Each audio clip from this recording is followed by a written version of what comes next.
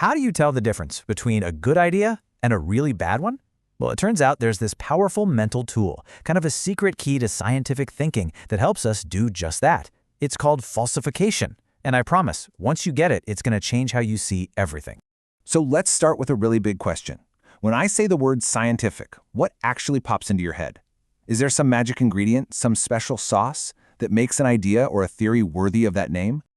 Now, your first gut reaction might be to say, well, duh, it has to be true. But hang on a second. If you think about it, history is basically a graveyard of old scientific theories that everyone thought were true right up until they weren't. So truth alone, that can't be the full picture. Okay, fine. So if it's not just about being true, what about observation? I mean, science is built on observing the world, right? Well, yeah.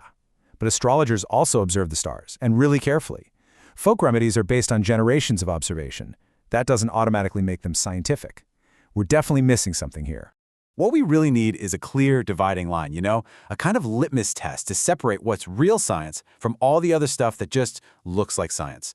Philosophers have a fancy name for this, the demarcation problem. And figuring it out became the obsession for one of the sharpest minds of the 20th century.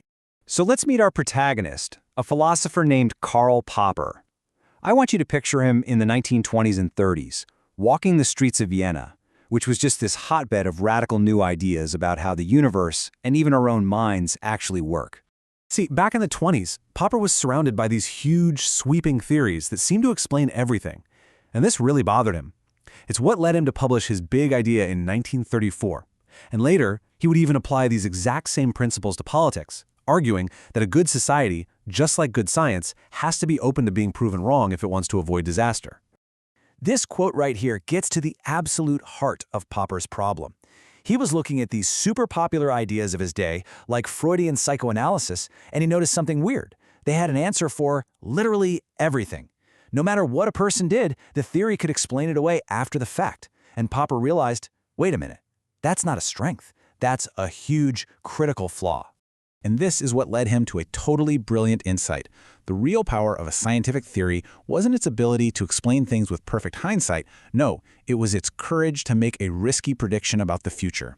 Just look at the difference here. On one side, you've got Albert Einstein's theory of relativity. It made this incredibly bold, specific, and super risky prediction that starlight would literally bend by a precise amount when it passed the sun. If that didn't happen, the whole theory was in deep trouble.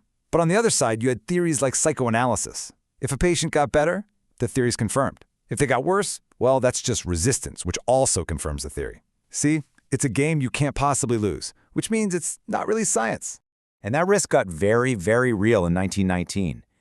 During a solar eclipse, an expedition led by the astronomer Arthur Eddington pointed their telescopes up at the sky.